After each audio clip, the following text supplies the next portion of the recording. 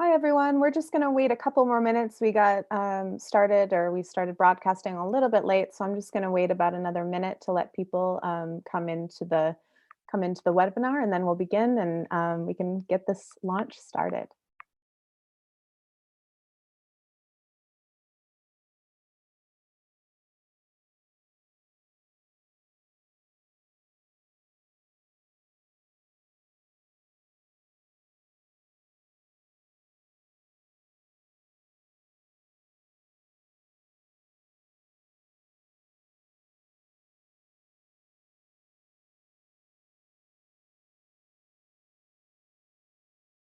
Okay, so thank you for bearing with us for a couple minutes.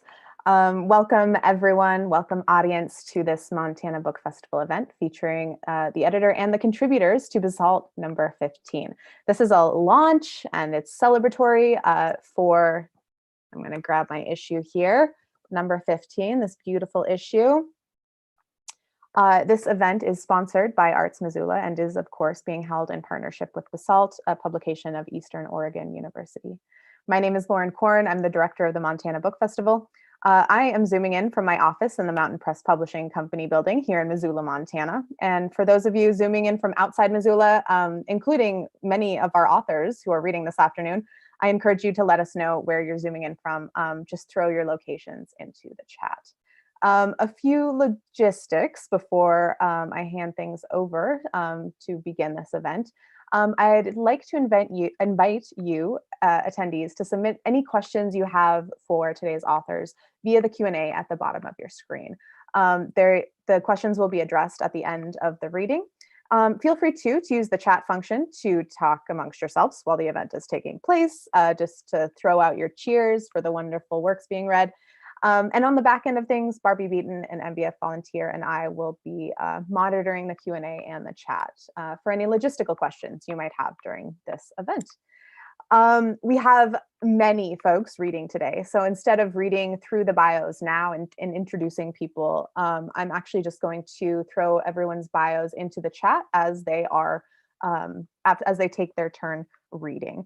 Yeah, I just want to make sure that the hour is used well, and I hope that everyone is taking a look at the chat and reading those bios to know kind of the esteemed guests we have here today. So with that, I am going to hand it over to Jodi. Jodi, welcome to the Montana Book Festival. Thank you. I would like to thank you all for coming this afternoon to this Basalt celebration. I am out of practice speaking. And so I have prepared a few remarks, and then I'd like to also read a poem.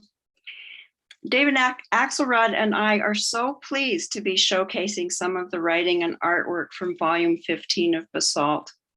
By the time the inclusion of selected pieces from MAM's Love Letters exhibition had been made and the poetry in this issue was being reviewed, we knew volume 15 would be the last under our editorial stewardship. I was worried that nostalgia and regret would somehow seep into the pages, but the work of our contributors here bolstered my optimism and faith in the healing powers of art and language. As with all our issues of Basalt, in volume 15, we strove to introduce new and emerging writers, offer work in translation, and encourage fledgling and established poets with equanimity. We are humbled that we have found an audience that loves to receive and read the magazine. With that, I would like to share Travis Masadi's exuberant and longish poem, Absconding to the Sanctuary in Pennsylvania with the Optimism of Rick Steves. It's worth investing in a decent pair of boots before you try escaping through space and time to stop for once and greet again the politics of the water cycle. I'm talking about alighting your pocket with a journal and a pencil and wearing the countenance of a disciple of Walden by burying yourself in birdsong and bear scrapings.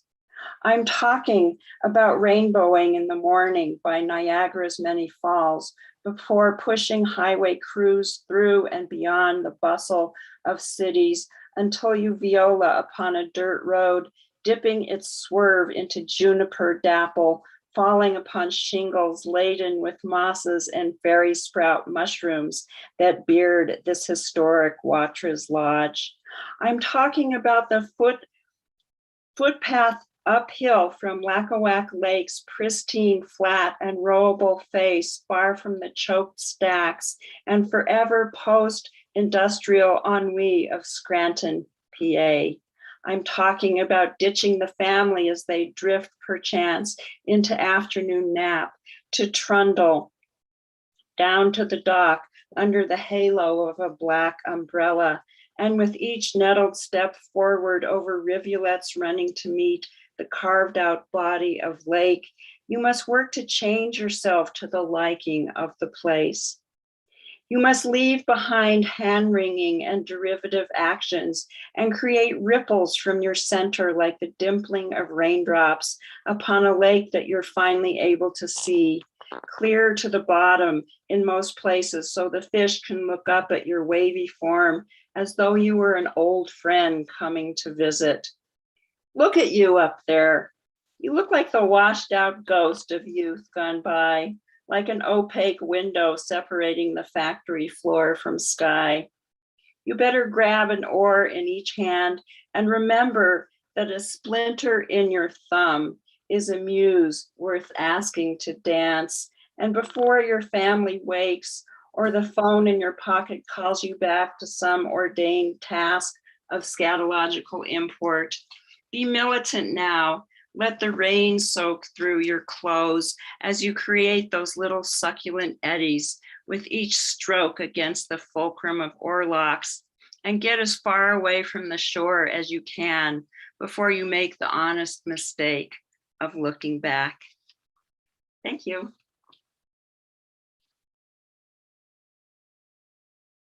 David Axelrod is going to speak next. Thank you, Jodi.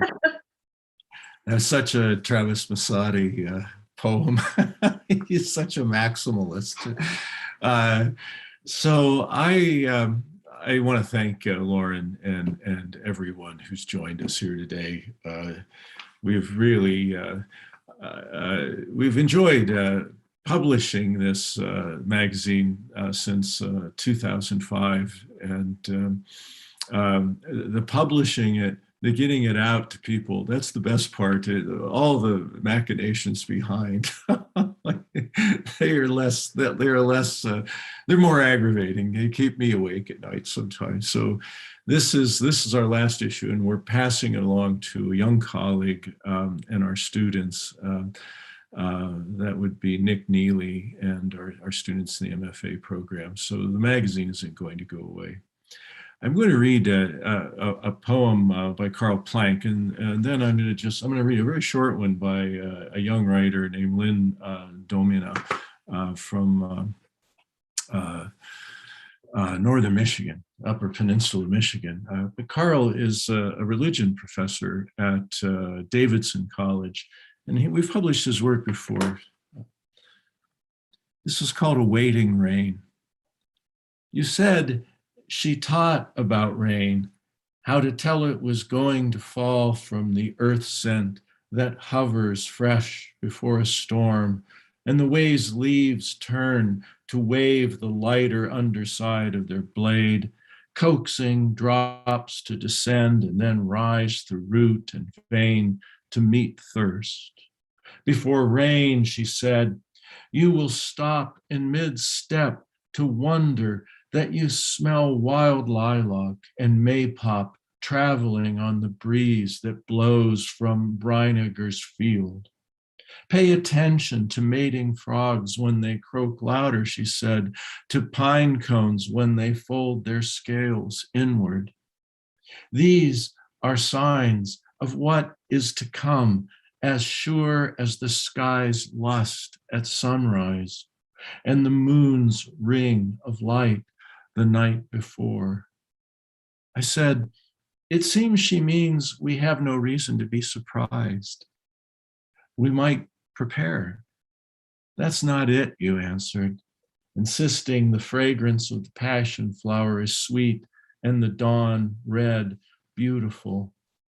The halo in the night sky worthy of praise.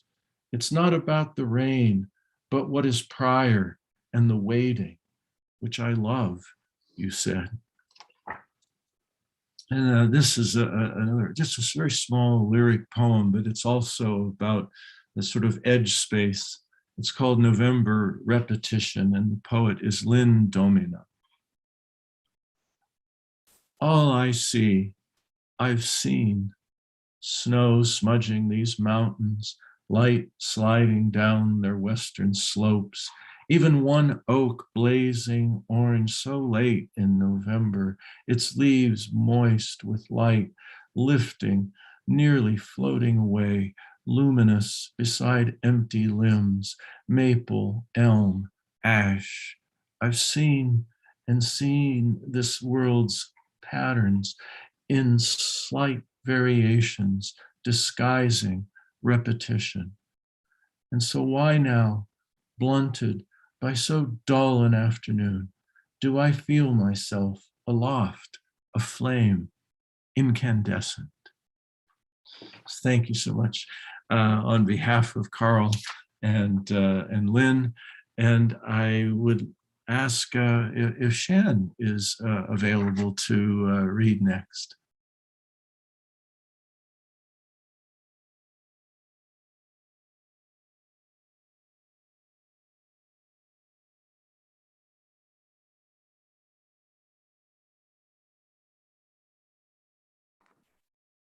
Thank you, David. I appreciate it.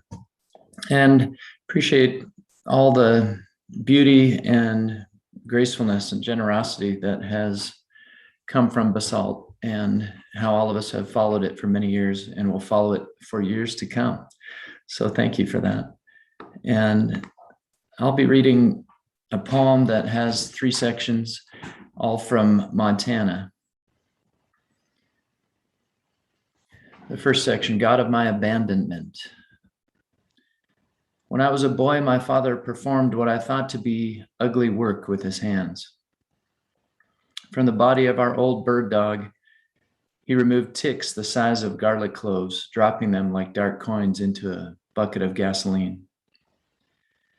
He put deer heads in a barrel of maggots until the skulls were licked clean. And he set them on the roof of our single wide for the weather to whiten.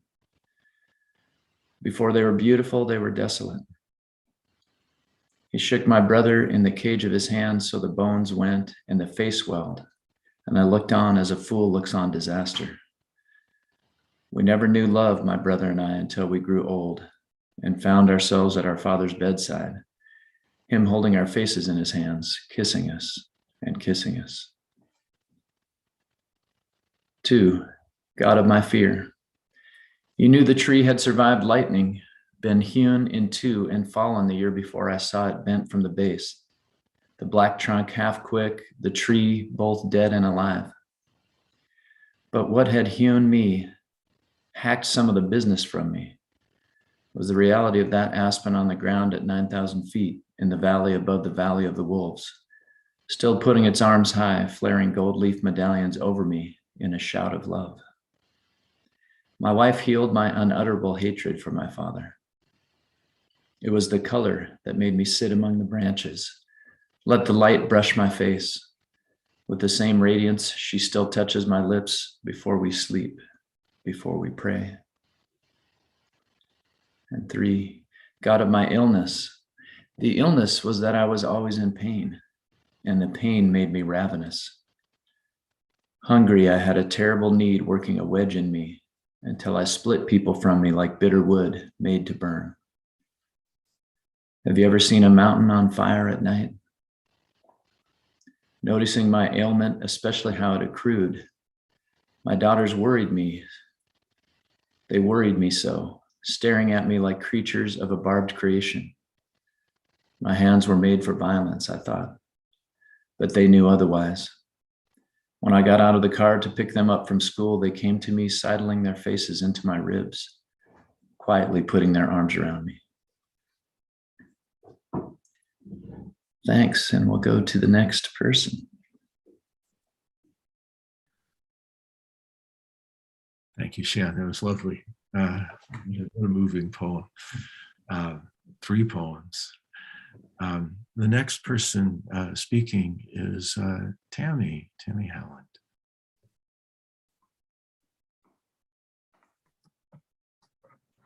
Hello, everyone. It's so wonderful to be here with all of you, and my thanks to David and Jodi for this beautiful issue of Basalt. I'm just going to read one poem. It's called Do I Romanticize the Bear? Mist on the lake, a fact of air and water in September, apple season, late chokecherry season. A grizzly on the shore, no real surprise, it's powerful ambling. It wades in a few steps, lowers its snout to drink, wanders through a dark cluster of pine, then back to shore. I want to go out, but stay in the cabin's warmth. If I were alone, I would venture, not enough to make fear or danger, but to inhabit the same air, the same circle of morning. What does it mean, this good fortune, to see a grizzly near dawn, and then a single swan, its slow and dreamy paddle? Thank you.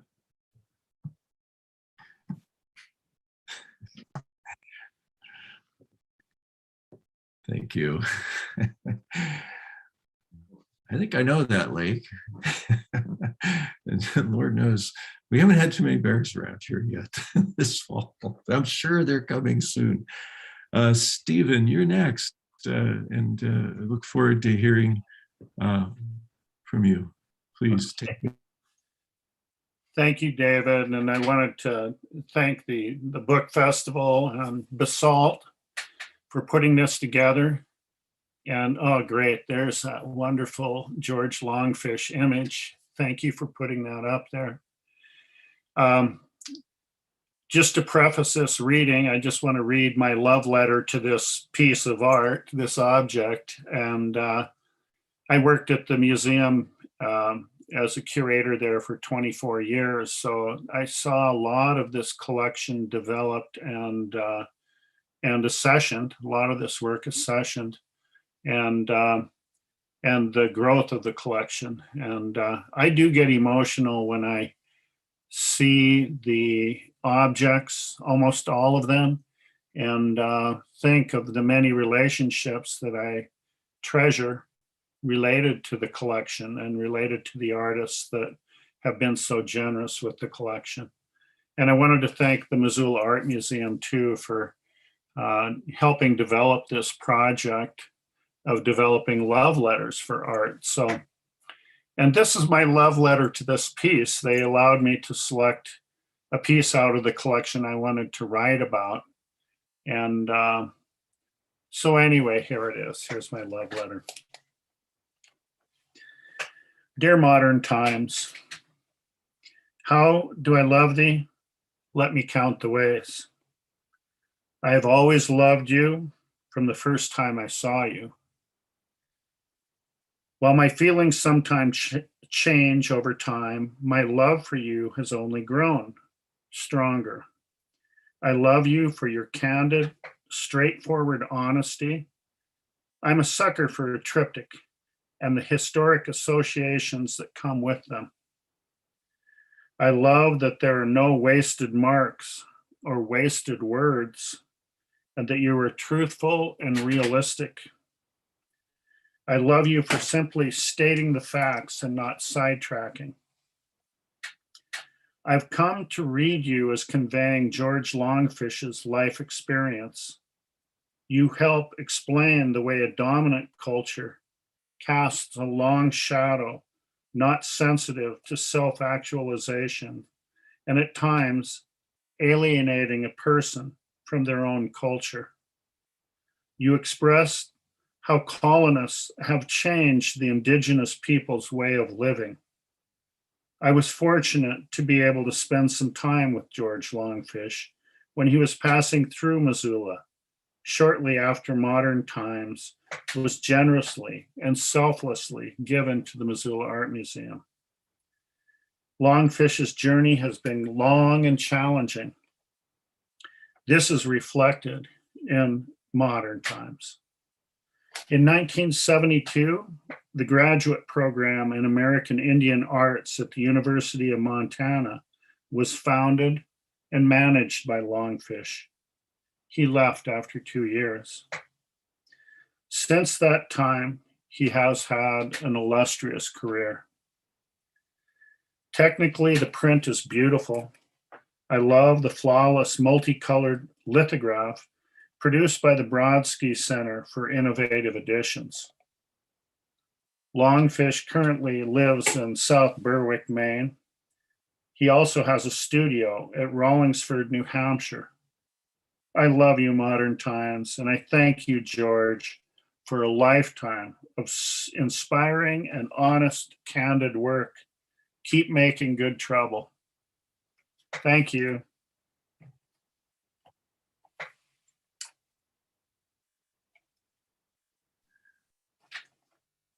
Thank you.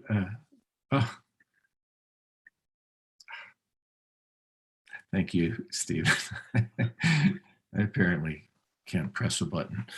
That was lovely. And it's lovely to hear you talk about Longfish's work. I would like to see more of it, frankly. I think Chris LaTray is going to join us and read a couple pieces. Thanks, David. Thank you, Lauren. Thanks, Montana Book Festival. Thank you, comrade writers and artists, for being part of this. I am going to read two pieces. First, I've been asked to have the opportunity to read my friend Deborah Magpie Erling's On Not Writing a Love Letter. This pandemic year has certainly taken a lot out of the world. Without the life breath of others, I've withered like the musical reeds in the Smithsonian collection of the American Indian. It's taken an enormous toll on all of us. I feel the weight of the years it has extracted. Thank you for inviting me to participate in MAM's Love Letters project. I don't feel right about the idea of a love letter to American Indian art. I mean, I do love Lillian Pitt's masks and objects that seem oddly playful and deeply spooky, born of clay from the stolen earth that call to mind the loss of Celilo Falls, the death of sacred salmon runs. I love Joe Fedderson's beautiful glassworks, his stunning paintings, so much to love, and yet I do not feel love when I see them, because they suggest another world, a fine and fragile world of fish and lakes and streams and utilitarian art once all around, and the long ago shattered and broken and forgotten never to be. I'm haunted by their art as I am haunted by sacred things. I cannot look at American Indian art and not be reminded of suffering. Oddly, I cannot say I don't feel inspired, and yet art of the American Indian chronicles loss for me. It always will. It riles my spirit. It stirs the hornets in my chest. Native artists call me to see bigger, such incredible life stories, but not without death stories, broken funerary objects, disturbed sacred places, defiled burials, a stabbed, mutilated, and raped earth, the living rising from the dead, rising from stolen, not fused or connected in the way love letters connect. American Indian art elicits a monstrous response from me, like the lost journals of Sacagawea. Art, in particular, American Indian art, doesn't call me to dance or to love, and never to write a love letter. An angry, spewed, hateful trickster of story, maybe, an extraction, a novel no one wishes to read, bitter, filled with spite, and a righteous anger that burns like climate change. I know I'm ignoring the hope and perseverance the work represents. The project says to me, you're an artist, maybe, but right within the boundaries of what we have set, love letters. I would be driven to write another story unfettered by labels, another story unlimited that rises to meet the work, a furious response that is its own project, like the original artist's work. That's Deborah Magpie Erling. And now my much shorter piece, which is also not a love letter, not probably as intentional. I'm just too much of a rube, I think, to really understand what we were supposed to be doing here. But it relates to this image that you see shared from Lauren's screen called Family Watch by the author Donna Lose. I love this silhouette piece by the late Donna Lose. Like me, she was Métis and a member of the Little Shell tribe. I love the color and the mood, but it speaks mostly to me in the anonymity of the people in silhouette. They are there, but we don't know them. We might even overlook them. In all likelihood, most of us will. And that is the story of Donna and my people. We have been here longer than almost anybody. Few have heard of us, fewer still care, but we know who we are, and we will remain when others are long gone. Only now you will know us. Miigwech, thank you.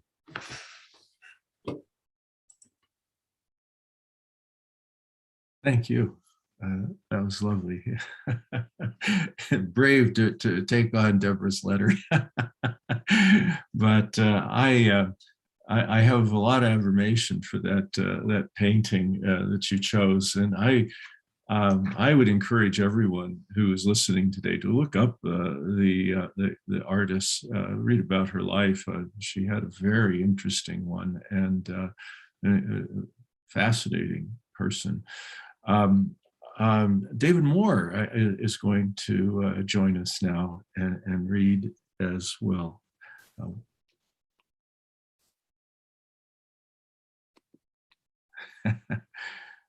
He's using his phone. There he is. Have I come on the video? Not just yet. I We was, hear you. my video was stopped by the host. Just 1 second, David. Sorry about that. No I'm going to have worries. to stop screen sharing to do this, I think. But so I think you can try it now. Can you give it a try now? Mhm. There you go. There you are. And I would love it if we can go back to Lillian Pitt's image too. Wonderful. Well, indeed, thank you to everybody for this honor to be part of such a remarkable project. And thanks also here in cyberspace to the people of the land on which the Missoula Art Museum and many of us are living. And I want to add in a new chapter of land acknowledgements that perhaps it's worth saying that this isn't just thanks for the past presence on this land, that there's a future that we need to work towards as well. I like to call it land restorations under tribal sovereignty. And that might make up a large part of North America. And we'd be grateful to the spirits and the leaders of this nation to take us in that direction. So speaking of the spirits, this beautiful piece by Lillian Pitt, it's called Gorge Spirits Floating 2. And here's a letter to it. I so appreciate Deborah's qualifications on this project. Dear Gorge Spirits, at first I was tempted to reply to your companions, especially the red history of Molly Murphy Adams' Forced North, and the black and white honesty of John Quick-to-See Smith's Celebrate 40,000 Years of American Art. But then you called my name. Your blues hit my eyes and soul. Your eyes of bear, bird, tree people sang to me. You floated into me instantly. It took a long time to discern your different shades of blue. It will take longer to learn your songs, but they drum in me. I see the gorge where the great river cuts through prairies and coastal mountains to the western sea. I know you are older than rock and sand. I marvel that you reached out to love me. It was hard to walk away and leave the gallery, but I know you go with me now. Loving thanks. Lemlemch. Gracias. Merci. Здравствуйте. Pinamia.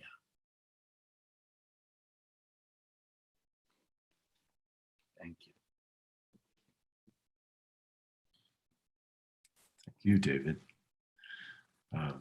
When Jodi and I, for years, worked abroad, we knew it was time to come home. We both started dreaming about the Columbia Gorge, just wanting to drive through it on a rainy day, But the Columbia Gorge and the Missoula Valley share an intimate connection with each other as well. So, I would like to invite one of my favorite people, my favorite contributors to our magazine, Heather Cahoon, to read her work.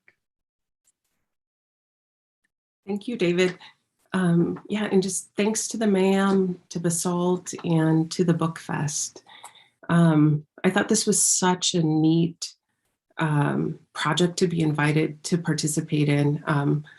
I love so much of that art, and also just being in the space, that third floor gallery. I just love it. And, some of the other writers have expressed that, it was hard to narrow in onto a single piece because there is just so much stunning, powerful art. And, but I saw this one, Molly had a show, and so I saw this in person, and it was really captivating for me, primarily because I love maps. And I think if you look at maps, particularly of North America during colonization, just the changing maps are very interesting and tell so much. And so I really appreciated her statements that she made with this. And I just have one other note quickly. I pulled a line from one of my very good friends, DG Nanak Okpik. She and I workshop each other's writing, and she read me a poem wherein she had the line, "Blackbirds tangled in the body." And I told her, I wish I had written that. I'm going to use that in something, not a poem, but in something. So she told me, you do it. And so I put that in here. So you'll hear that. That actually belongs to her. Dear forced north, topographically drawn deep red mountains, a modern day winter count depicting a journey, a story, the same for almost every tribe. Their route charted in golden sun yellow, straight, strikingly direct, with so much at stake and with so much familiarity with landscape, landmarks, this land. Take for comparison the circuitous route selected by the river, playful, periwinkle, moving wherever, whenever, no one in pursuit, no reason to rush, no one's life on the line. But make no mistake, there were indeed lives on the line, each pause for breath, unrestful, each camping spot, the lightest sleep, your mind's eye on the subtle rise fall of your child's chest, their face, their hair, soft in slumber, their tomorrow, unknowable. While gazing at a Paul Cézanne painting in France, Rainier Maria Rilke arrived at the conclusion that surely all art is the result of one's having been in danger. I believe this is true for so much of what we, removed from the first personness of particular experience, call art. I was not on this particular journey. This was not my tribe that was forced north, pursued by the US military day and night and day one after the next. Nor was it my European ancestors soldiered, pursuing, not the British-born Quaker or Highlander Scot, not the French couple or the Austrian girl brought here by her parents, nor the Dutchman recently returned from South Africa. Though it was not them who pursued, it was they and I who would benefit. Though it was not you who pursued, it was you who would benefit from these forced removals, this clearing of space. This textile and the story it tells repeatedly calls me back, beckoning without words. My eyes meet this scene and I feel the narrative as blackbirds tangled in my body, throat, tension, anticipation, and dread. The stopping dead in your tracks that happens when you know the next 150 years of the story past the edges of textile. This story told on blood red flannel. In Conflict Resolution for Holy Beings, Joy Harjo writes, for any spark to make a song, it must be transformed by pressure. There must be unspeakable need, muscle of belief, and wild, unknowable elements. I am singing a song that can only be sung after losing a country. Thank you, Forced North, for reminding us of this story, of our story, of American settler colonialism, the mixed up and messed up, the overlooked or forgotten, the snapshot of past, present, the edges of what's known, what's knowable, and the still unwritten future.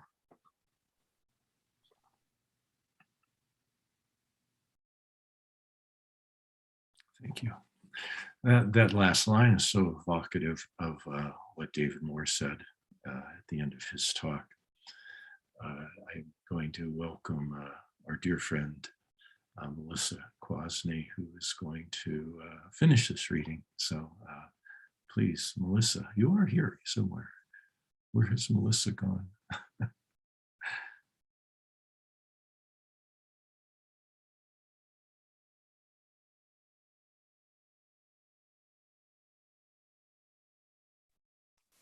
I'm not sure where Melissa is. She was here and she is not at the moment. I'm wondering if she had to leave sooner than we expected her to, David? I believe she was done with what Oh, she had to do. So could be, could be a little okay. bit awkward. We could just pause, and if there are any questions anyone would like to ask, we could all come on and hope that Melissa returns, and if not, there might be a solution for I might think of one in the meantime for her absence. Sure. I don't see any questions in the Q&A just yet, but I certainly invite our attendees, our audience, to put any questions in the Q&A if they have them. Maybe David, you can stall a little bit and tell attendees a little bit more about the issue at large. Yeah, sure. And certainly your and Jodi's decision to step away, all of those, little details perhaps. Well, we explained that, I think, in a little essay at the end, but thank you. So I guess the one thing I wanted to say about the magazine is it's that our first issue in 2005 was on the front cover had a piece of Rick Bartos. Oh, Melissa's back, and this issue now, the last issue, Rick has of course passed on, but we were able to use him again, and just it was a nice bookend. But I think instead of waxing about anything more, I'm just relieved to see you, Melissa, and welcome you on board. And Zoom is yours.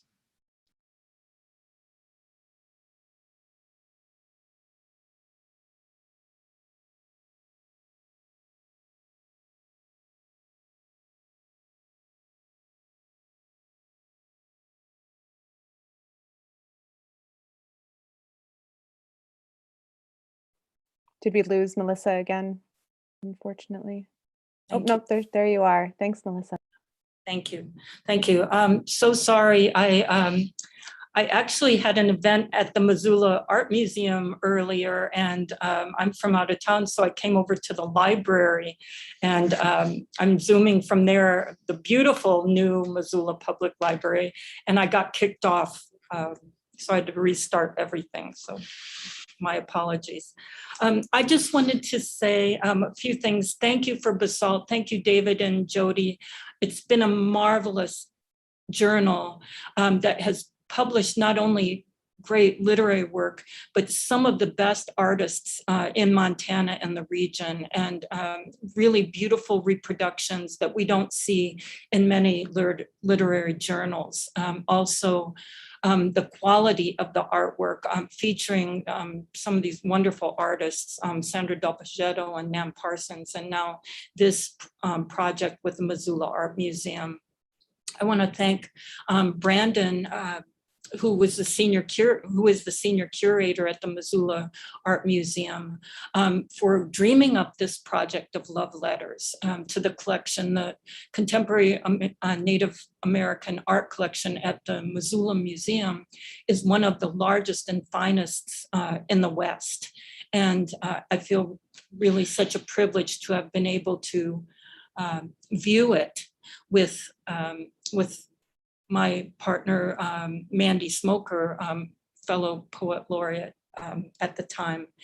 And this piece is Molly Murphy Adams. You've seen it before when I disappeared. And this is a beautiful map on a vintage map of the Missoula and Flathead Reservation area, and then it's beaded as one of her expertises is beading. So my poem is very descriptive, so you'll understand the piece as I read it. Overlay. She starts with a map. In the lower right corner, there should be a compass rose, but how to orient in the accumulation of such loss. Plotted and pieced, the green might have sheltered them in forests of spruce and pine, blue square of willow copse by the waterway, goldenrod signifying the empty, endless miles. Instead, the colors declare by whom the earth is owned. Atop the official grid, she begins to superimpose her own designs. Here, a remnant of red silk velvet, a best dress laid upon the ground, stitched with rows of trade bead and cowries. If we could only read the floral patterns she has sewn around it, the Salish fabric leaves, bitterroot like a birthmark, mountain bluebell, the stems and herbal seams. If we could enter the beaded circles that mark where each woman at last was seen, beside which grief sits, reaching her arm far as possible down the well. Every culture seems to have a story about a daughter disappearing into earth or sky. The black bear overtakes her, a snake bites her, a white swan slowly spreads his wings. In the end, it is always said to be her fault. She was drinking, she was hitchhiking, she was too beautiful, she was with a man. She is dragged to the underworld or sent to live with the stars. In the worst places, the circles cluster like a ring toss. Everywhere the highways expand. Their yellow lines, the danger zones the women crossed in common. In truth, The map still begs for their return. I stood outside the Capitol and watched a mother cry, wind through her hair enough to break my heart. Thank you, Molly Murphy Adams, for this beautiful and haunting piece.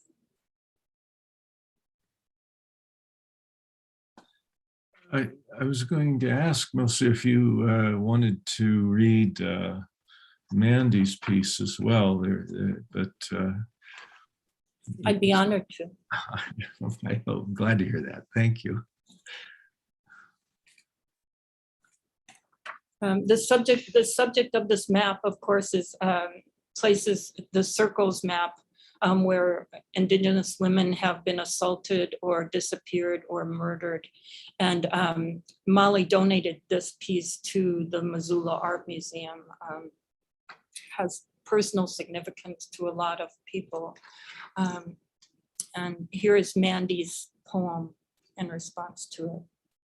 It's called The Book of the Missing, Murdered, and Indigenous, Chapter 1, for Natalie Smoker. The winding cord of highways, unkempt gravel roads, and the trails of animals, a record of who and what has passed over, an agony of secrets. In the end, they have all borne witness, eyes like glass beads that can never blink. The dull light of motel neon shines ominously. An engine growls across the landscape. Brittle men who are splintered like glass, thrown from a second-story window, and we are the room they leave behind. They are pathetic husks, feeble in spirit. Fragments fall along fields and shallow ditches, in overlooked alleyways or underpasses.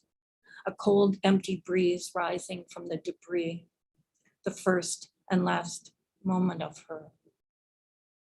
It is rage that pulls her up from this place. She spews out the wretched and miserable as particles of dawn-lit soil illuminate her skin. Her hair is a two-edged sword. She stitches together the collective story of origin, her body a map, descended from the stars on the backs of animal sisters, carried to safety in a bird's beak. Mandy Smoker brought us.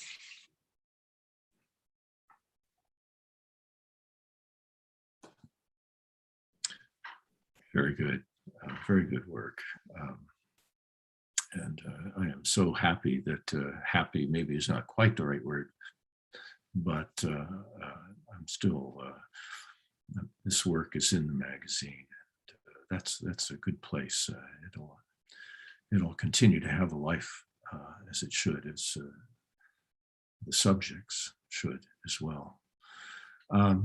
So I just thank you all for being here, and I'll just answer one question that you asked, Lauren, and that is, there comes a time, I suppose, in everyone's life when you really step aside so that young people with a lot more energy and a lot more ambition can make a go of something. And if you can hand something to them, a container that they can shape as they wish, then that is everyone's good fortune, I suppose. And I think that probably accounts for our decision that we would step aside as editors and pass it on to others. So I think that's our story. And if anyone else has anything they want to jump in here and say at this point, I'd be more than happy to hear your voices, or if there are any questions. So Heather, I just wanted to know if you could tell us more about the poet friend that you had the line from in your work, and if there's a place for us to find some of that poet's poem. Yeah, so that was my friend Diji Nanak Okpik, and she's an Inuit poet. She's from Alaska, but she studied at the Art Institute in Santa Fe. And her first book of poems is called Corpse Whale, and you can get it everywhere, basically anywhere. And it won I think, 2013 American Book Award. And she's been featured in other anthologies. Oh yeah, there it is in the chat, a link to it. Thank you. Yeah. And I'm going to jump in and ask a question of you, David. Where can people find copies of Basalt? Where can they find these poems and letters that we've been hearing around this hour? Well, yeah, that's always been the shortcoming. In fact, you can get copies at MAM, and I would be delighted to take some copies down to Fact and Fiction and get them there for people. If someone wanted to contact me, I would be more than happy to put a copy in their hands gratis. Great. Kathleen Kimball actually asked a question, and it looks like it's directed to Shann. A cue for a long session, I suppose, but how does Shann seemingly hold faith in humans and future?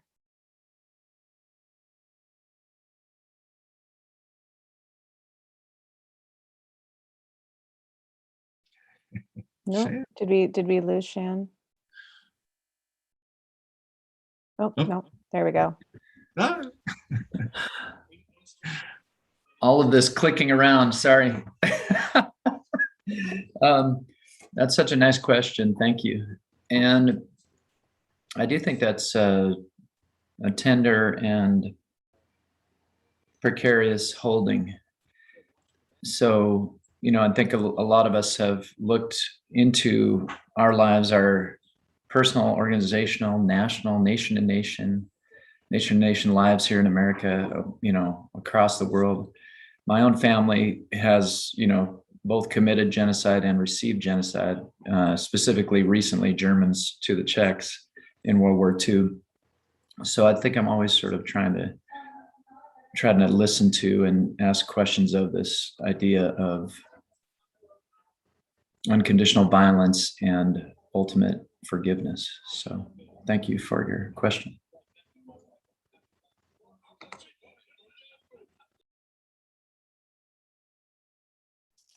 Okay, well, it looks like we've exhausted the Q&A. I think we are at the hour mark, and so I think this might be a great time to say goodbye. But before I give my little goodbye spiel, I'm hoping all of our panelists, our contributors, might turn on their mics and videos and, allow our attendees to see everyone together in this space.